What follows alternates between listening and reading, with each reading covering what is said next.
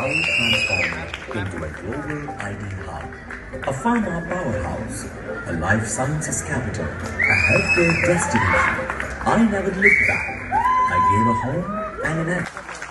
It's my great pleasure to welcome on stage Honorable Minister for IT, ENC, Industries and Commerce and Legislative Affairs, Sridhar Babu garu.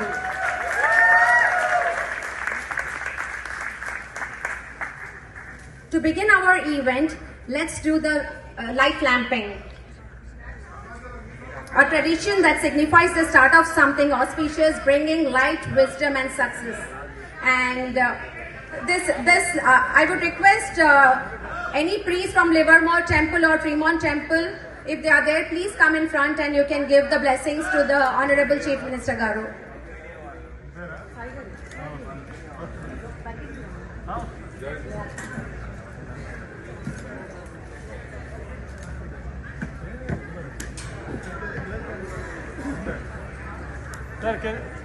ఇక్కడ లేదు అడ్డీ గోడ side నుంచి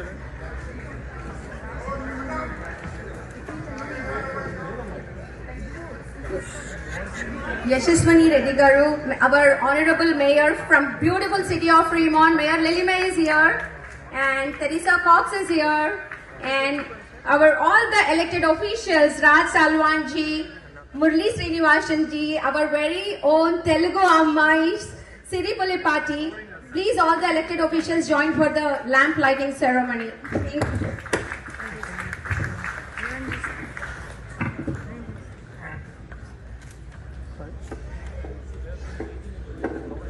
I'm covering.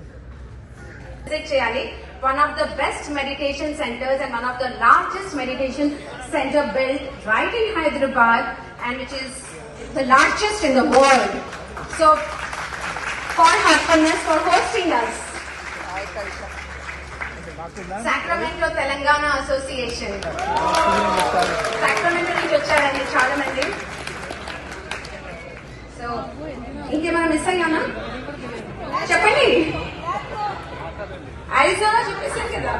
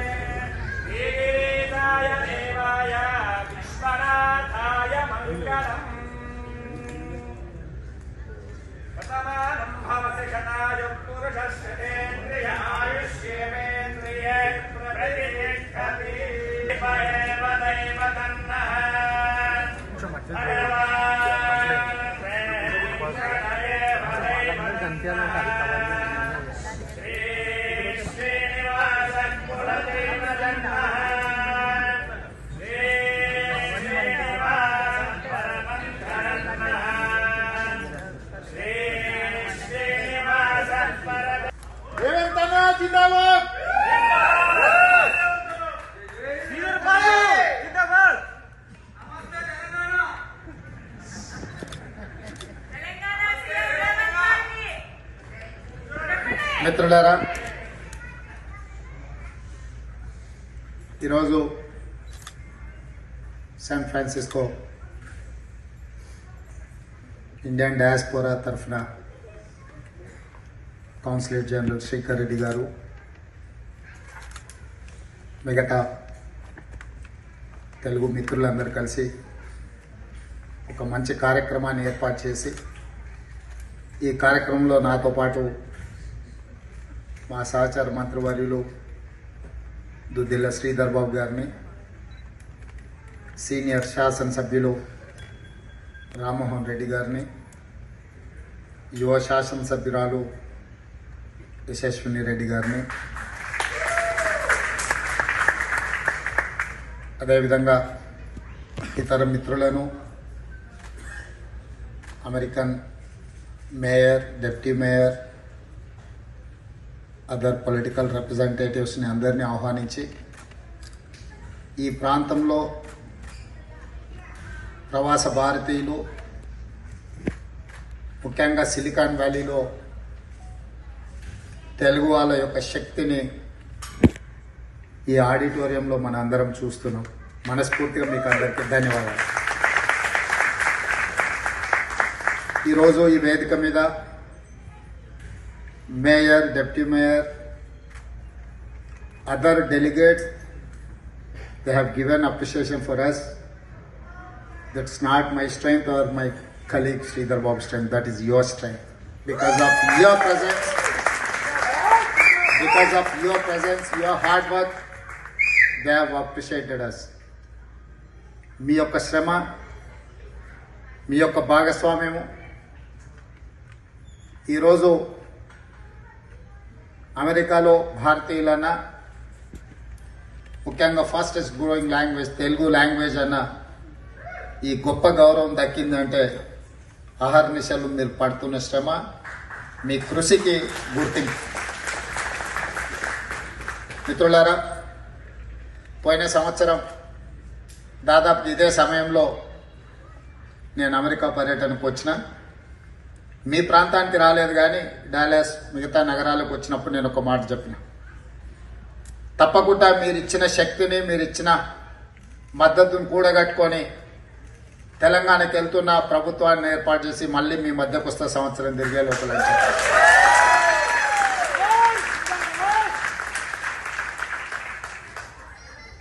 మీరు అండగా నిలబడితే ఘడీలనైనా బద్దలు కొడతా అని ఆ రోజు చెప్పిన. ఖచ్చితంగా మీ అందరి అండతో డిసెంబర్ 3, 2023 నాడు ఎల్బీ స్టేడియంలో మేము ప్రమాణ స్వీకారం చేస్తున్న సందర్భంలోనే ముళ్ళ కంచెలతో ఉన్న గడీలను బద్దలు కొట్టి తెలంగాణ ప్రజలకు స్వేచ్ఛను ప్రసాదించి తెలంగాణ రాష్ట్రంలో ప్రజలు స్వేచ్ఛగా విహరించవచ్చు, తెలంగాణ ప్రజలు స్వేచ్ఛగా తమ అభిప్రాయాలను చెప్పవచ్చు అని ప్రజా ప్రభుత్వాన్ని ఏర్పాటు చేయడం జరిగింది. అందరికీ నమస్కారం. Good evening to all. ఈరోజు ఈ బే ఏరియాలో కాలిఫోర్నియా రాష్ట్రంలో మన వాళ్ళందరూ కూడా, మన వాళ్ళతో పాటు ఇతర రాష్ట్రాలకు సంబంధించిన సోదరులు సోదరిమణులందరూ కూడా మరి కౌన్సిల్ జనరల్ వారు నిర్వహిస్తా ఉన్న మీట్ అండ్ గ్రీట్ కార్యక్రమం భాగంలో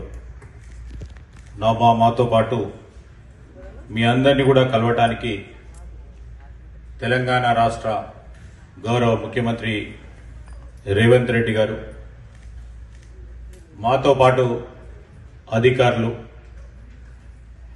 మా గౌరవ శాసనసభ్యులు రామ్మోహన్ రెడ్డి గారు, మరి ఈ ప్రాంత వాస్తవ్యురాలు ఇప్పుడు మా శాసనసభ్యురాలు సోదరిమణి యశస్విని రెడ్డి గారు,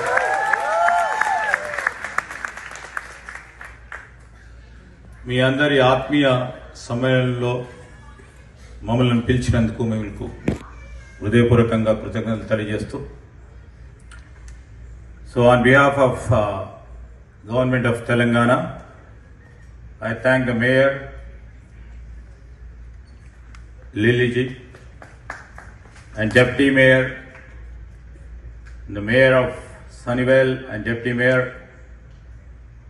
and all the representatives who have come and greeted us, and also handed over the commendations to Honorable Chief Minister. On behalf of Honorable Chief Minister and on behalf of our people from Telangana, we thank you all. ఈరోజు మా గర్వం, ఈరోజు silicon వ్యాలీలో ప్రధానంగా గత 2 రోజుల నుంచి